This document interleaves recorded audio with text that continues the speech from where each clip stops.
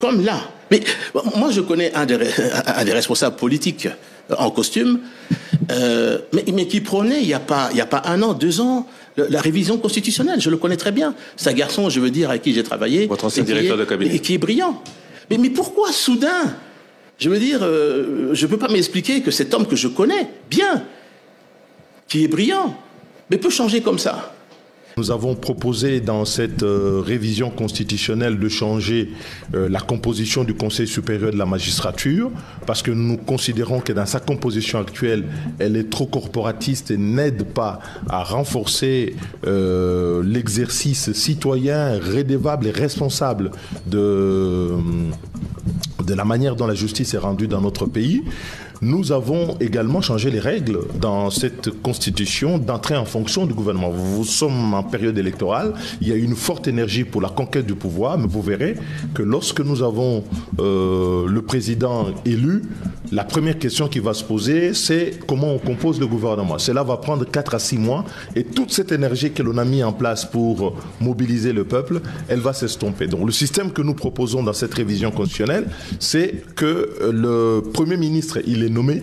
S'il ne rencontre pas une motion de censure qui est votée, donc il reste en fonction. Et donc ça met fin à ces discussions inutiles de la classe politique qui nous consomment à chaque cycle à peu près 6 à 9 mois. Et quand vous les additionnez, c'est comme si sur 4 cycles, les politiciens se sont mis à discuter de la composition du gouvernement pendant tout un mandat. Non, je veux juste expliquer. Donc le Premier ministre ne doit plus être investi.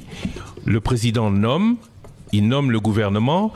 S'il n'y a pas de motion de censure, il reste en fonction. Oui, c'est-à-dire que le Premier ministre va venir présenter son programme devant l'Assemblée nationale. Et si l'Assemblée nationale, il y a une motion, on en discute. S'il n'y a pas une motion qui est votée, ça passe automatiquement. Parce que l'inconvénient du système actuel, c'est quoi? Vous avez un individu qui va vous dire, moi je vais être ministre des Affaires sociales. Il va bloquer la formation du gouvernement pendant autant de temps. Mais en réalité, notre constitution est fondée sur les règles de la responsabilité. Donc, quand quelqu'un n'est pas d'accord avec une politique qui est mise en place, il doit se manifester par le biais de vote d'une motion de censure. Alors, ces chantages qui se font entre politiciens retardent l'entrée en fonction du gouvernement. Et quand le gouvernement vient entrer en fonction, il entre suffisamment tard, avec très souvent des casseroles. Comme on a vu d'ailleurs avec le président sortant, entre le temps où il est entré en fonction et le temps où le gouvernement est entré en fonction, c'est comme ça que vous avez eu le scandale de 100 jours. Et donc, il faut que le président puisse avoir à l'avenir le moyen d'entrer en fonction très rapidement. Et je crois qu'il y a de la manipulation et on voudrait. Certains voudraient peut-être obtenir ce qu'ils n'ont pas pu obtenir au niveau des élections. Alors je dis, bon, c'est pas aujourd'hui l'objet de cette rencontre, mais peut-être, et j'espère qu'on ne va pas me pousser, la prochaine fois que vous m'inviterez, j'accepterai à ce que je vienne et que je commence mon discours par « j'accuse ». Si ces personnes vont trop loin, vous accuserez. Je vais accuser. Et je vais amener des preuves dans cette accusation. On les suit, on les écoute. On voudrait mentir à la jeunesse. On voudrait demander à la jeunesse, quand vous tenez des propos, de ne pas avoir peur. Vous voulez imiter qui? Quelqu'un a dit ça en Pologne. Il faut faire attention avec ce type de discours. Faire très attention. Vous savez, il y a un adage qui dit que lorsque vous voulez mettre le feu dans un village, de faire attention que le feu ne ravage pas également votre case. Mais on n'y arrivera pas. Alors je le dis, si ce type de discours haineux vis-à-vis du régime, parce qu'on ne voit pas le peu de bien qu'on pense qu'il fait, on veut systématiquement noircir. Le président a donné la possibilité à 47 diocèses d'avoir $1 million chacun, chaque diocèse, pour des œuvres caritatives, pour le développement. Qui a fait ça? Oui, j'ai suivi le discours puisque j'étais à Isiro lors de la cérémonie pour Anuarit. L'archevêque de Lubumbashi, qui a remercié le président, quand même, pour une fois, là-dessus. Mais c'est systématiquement les discours pour pouvoir soulever la jeunesse, soulever la population. Alors je dis très bien, ce pays appartient à tout le monde. Ce qu'on attend, nous, des hommes d'église, c'est qu'ils rassemblent, qu'ils parlent de paix, d'unité. Nous sommes en guerre, on est attaqué, notre pays est attaqué. Le pays, il y a des déplacés, plus de 2 millions de déplacés internes. Au lieu de pouvoir nous rassembler, devant la personne qui représente l'unité de ce pays, qu'on l'aime ou qu'on ne l'aime pas, mais le pays est attaqué. Non, on verse encore des discours incendiaires à l'intérieur de ce pays. Pourquoi? Quel est l'objectif? Je la connais.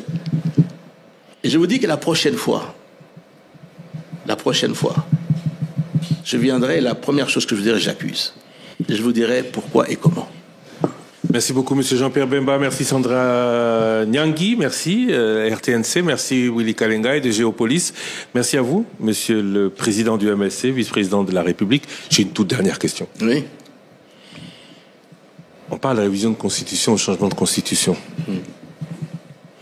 Et si, au bout, la crainte des autres s'avérait vraie et que, chemin faisant, la conclusion serait que Félix Tshisekedi pourrait effectuer un 3e mandat, vous diriez oui ou vous diriez non? Mais, vous savez, avant que je vous dise ce que je vous ai dit ici, moi je parle avec le président. Et nous parlons de toutes ces questions. Le président a été très clair à Eziro, a été très clair à Lubumbashi, là-dessus. Et le fond de sa pensée, ce que vous avez entendu, c'est vraiment ce qu'il pense. C'est pas quelqu'un qui veut s'accrocher au pouvoir, tel que certains voudraient manipuler la population là-dessus. Ce n'est pas quelqu'un qui veut s'accrocher au pouvoir. Donc, faisons confiance. Cette commission, il y aura tout le monde. L'opposition va jouer son rôle. Le pouvoir va jouer son rôle. Mais, je vous dis, il est interdit d'interdire. Ceux qui pensent qu'ils peuvent interdire, il est interdit d'interdire. On ne va pas interdire cette commission de fonctionner. On va aller de l'avant. Et je vous dis, je n'ai pas le monopole du savoir. Moi, je vous ai simplement dit, voilà ce que je pense que oui, on pourrait discuter dans cette révision constitutionnelle. Certainement que d'autres constitutionnalistes, d'autres partis politiques viendront. Mais est-ce qu'on peut se mettre autour d'une table et on peut réfléchir, nous les Congolais, sans pouvoir nous tirailler? La France a changé sa constitution, je crois que c'était en 2008. Des amendements révisés. La 5e République, c'est 58. Révisés là-dessus. Je ne parle pas de la Belgique, le Caire, là. D'autres pays d'Afrique ici également ont révisé leur constitution. Dont beaucoup en Afrique ont permis au président de... Ça, c'était autre chose. Je dis simplement, c'est que on peut se mettre autour d'une table. Et je vous dis, le président est quelqu'un de raisonnable. Il n'est pas insensé. Mais si, c'était là ma question, un 3e mandat s'ouvrait à lui, vous le suivriez? Mais je me demande, et je vous demande, moi j'ai entendu ce que le président a dit. Encore à Iziro. Il dit, je ne suis pas dans la perspective de ceux qui sont en train de vouloir enflammer le pays. Je n'ai pas demandé un 3e mandat. Il a dit. Il a dit, pas simplement en privé, il a dit en public. Il a dit, mettons en place une commission qui va discuter de ces questions-là. De quoi a-t-on peur ?